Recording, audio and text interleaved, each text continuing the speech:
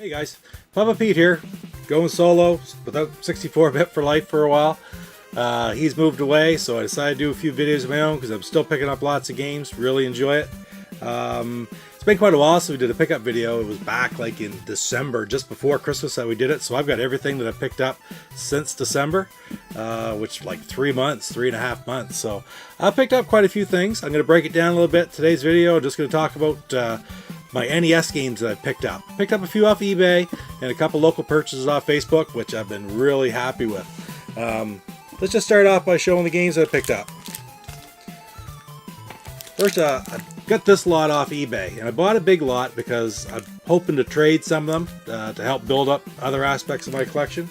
But in the meantime, these are ones that I didn't have already. I got Shingen the Ruler. It's a great game. Real good strategy game. Wheel of Fortune. Of course, there's about 4 or 5 different Wheel of Fortune games. I really like those games, though. They're always fun. They're good for killing a little bit of time. Sometimes you just turn it on, you a little bit brain dead, something to play. Metal Gear, the very first one. Can't beat that, really. I had Snake's Revenge before, but I never had Metal Gear, so I was really happy to pick that one up. The other one I'm not all that familiar with, but I love these tanking games. I really like to get all the tanking games, like as soon as I can. It's just one of these little subsets that I really do enjoy. And this one is Vindicators. Now, this next game is pretty special because I never had it myself, but when I was in university, we used to play this all the time. A buddy of mine had it. This is where I got my first introduction to Tecmo Bowl. And basically, I still to this day don't think any football game they've ever made has had the playability or just the plain old fun of one of these games. You used to be able to play a game in 15 minutes. We'd have 6, 7 guys or 8, 9, whatever, get guys together and have tournaments.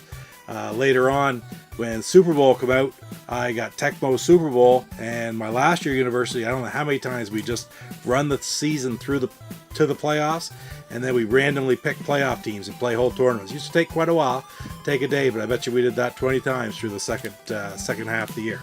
Then again, I was only taking 3 courses, so it was pretty easy to do. Okay, along with that lot, I got a few other ones, which I actually already had most of them. But again, it came with it, so I'm going to be looking to trade or to maybe get rid of these, try to get some games that I don't have. They're pretty much commons, but it's a great game. Bill Elliott's NASCAR Challenge. I like that game. It's very simple. I like NASCAR games. I like the newer NASCAR games, but the older ones are good too. Of course, it's just amazing what they can do with them now, but this is where they basically all started. Along that line, you got Rad Racer. Doesn't get any better than that, really. I really enjoy that game. I played that quite a bit.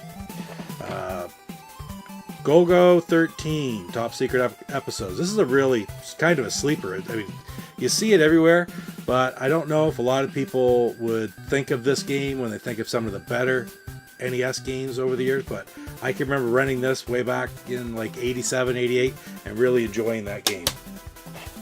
This one was thrown in, but it's Sesame Street ABC, and another game that's a classic on all kinds of platforms, Jordan vs. Bird one-on-one. It's just simply a great game.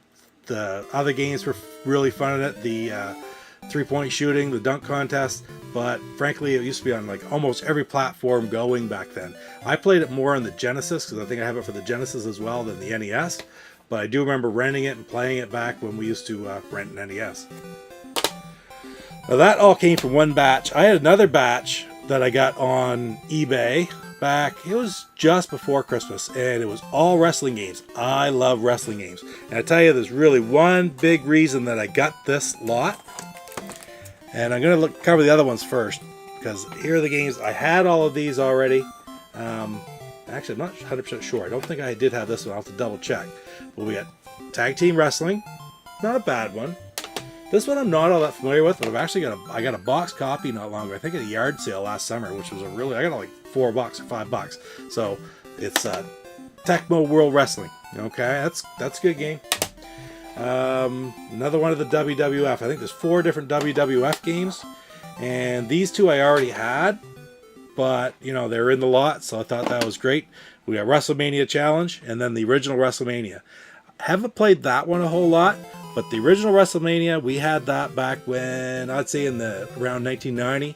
And it was the first one. And we played it a lot. 6 guys. You never really could make them do what you want. But we just loved the fact that it was wrestling. And Andre the Giant versus Hulk Hogan. Didn't get any better than that. So within that set, though, I didn't have this. This is a pretty common game, but it's WCW Wrestling, World Championship Wrestling. Just didn't have it. I like these old subsets. I watched WCW and followed it at least up through the 90s. And I mean, I watched it when it failed and WWF took it over. And they're pretty nostalgic for me. I can remember watching the old pay-per-views, even right to the point where they got towards the very end, and man, they were pretty bad. I've still got videotapes where I copied the night that the WWF bought out WCW, because we were watching it thinking, okay, how are they going to handle this? And at the time, it was kind of like, maybe they could have done it better, but at the end of the day, looking back on it, what else could they really do?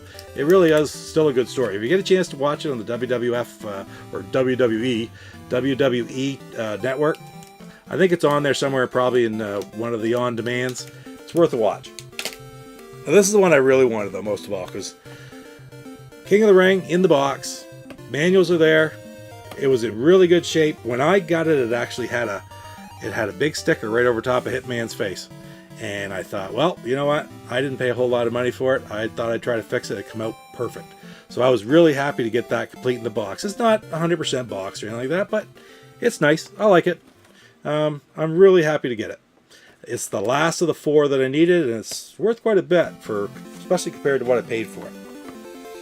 All right, now the last bunch of NES games that I got about a month ago now, and I got them off a local buy and sell. Frankly, it's getting scarce around here to see NES on the buy and sell. But when you do, I like to take a good look. Sometimes you'll get some really good deals. I feel like I got a really good deal. I think I was fair to the guy who was selling them, but it was a good deal for me too to get these games. There's no super rare games here, but still. First of all, just as a sort of a throw-in with that lot, there's another copy of Golf, which I've got a copy of that already. It was in the case. That was kind of neat to get the case. It's in really good shape.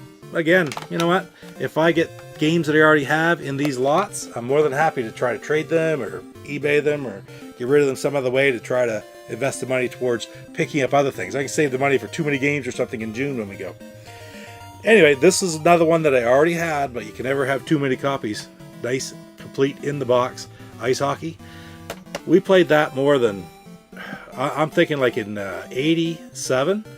The Nintendo was just sort of coming out and getting big here. And of course, ice hockey, being where we're from, is, well, everybody just loves it. This was the game of choice. There weren't any other hockey games available. We got this. We would set up tournaments. There was 3 of us that had roommates up in when we were going to university, and we set up big tournaments, write all the schedule out on paper and play it. And we got to the point where it was pretty hard to score because it just became defensive. We control the goalie. It was totally defensive games. You play the full periods, fast speed, and 1-0 was pretty ordinary. It was. I bet you probably kind of exciting to watch too, because we knew what we were doing at the time. Can't play like that anymore because we wasted a lot of time at that game. Now, since that came out, of course, this one replaced it sort of as the hockey game of choice. I can remember Blades of Steel coming out as well. It is a great game. I can remember when it came out, and the first time that I ever played it, I was in Bangor at my sister's place, and I went up to a place and rented it and brought it back for the weekend. And I couldn't get over how realistic it was compared to ice hockey. I mean, ice hockey is hockey, but it's not the least bit realistic. This, with the fighting and with the not NHL teams, but at least the city names and such, it just was a better experience. And then to top it off, if you look, this is the Konami Classic Series. I don't know if those are sold everywhere or not, but they're a lot more uncommon than the regular gray box. So it was nice to have that. I have the gray box. I have the original regular Blades of Steel, but now I have the Classic Series copy as well. Another one which I wasn't very familiar with that was in that lot that I got on Facebook was Golf Power, Greg Norman's Golf Power Greg Norman. I don't know much about that game, but it was in really good shape, and all the manuals and such were there. It takes advantage of the 4-player. I think I have the 4-player controller, so if you wanted to, you could play with 4. Okay. Robin Hood, Prince of Thieves. I know next to nothing about this game, I'm afraid, but I didn't have it, and here it is, beautiful, nice, crisp, in the box. Still has the labels from where it was sold in the stores.